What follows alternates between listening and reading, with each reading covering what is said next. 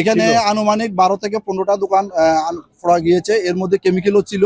আর আপনারা জানেন যে পিভিসি দানা সেটাও একটা কেমিক্যাল, ফোম সেটাও একটা কেমিক্যাল। আগুন লাগলে এখানে বিষাক্ত ধোঁয়া সৃষ্টি হয়, কার্বন মনোক্সাইডের সৃষ্টি হয়। এখানে আগুন কাজ করতে খুবই সতর্কতার সহিত করতে হয়, এবং আমাদের যারা ফায়ার ফাইটারদেরও অনেক সমস্যা ফেস করতে হয়। আচ্ছা, আমরা এখানে জানতে পারলাম যে পূর্বে কখন আগুন লেগেছে আমরা জানি না, তবে এই ধরনের দোকানপাট বা এই ধরনের কেমিক্যালের দোকান এখানে প্লাস্টিকের দানা, ফোম, রিসাইকেলিং অনেক কিছু আছে এখানে।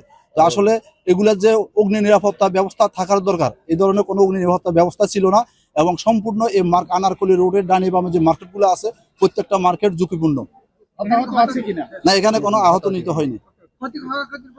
আমরা এখনো কাজ করতেছি। আমরা অগ্নিকাণ্ডের কারণ, ক্ষয়ক্ষতির পরিমাণ আমরা আগুন নির্বাপন শেষে আমরা মালিক পক্ষ এবং আমরা সহ উভয় পক্ষ আলোচনা করি কি ক্ষতি হয়েছে, পরবর্তীতে আমরা জানাতে পারবো। এটা আসলে অন্তত দুঃখজনক, যে কোনো দুর্ঘটনাই দুঃখজনক। অনেক ক্ষয়ক্ষতি হয়েছে, এখনই বলা যাচ্ছে না।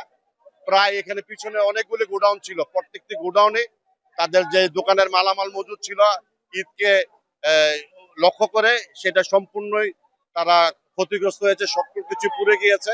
এটা এখন আমরা সকালে বুঝতে পারবো যে ব্যবসায়ীদের ক্ষয়ক্ষতির পরিমাণটা কি হয়েছে।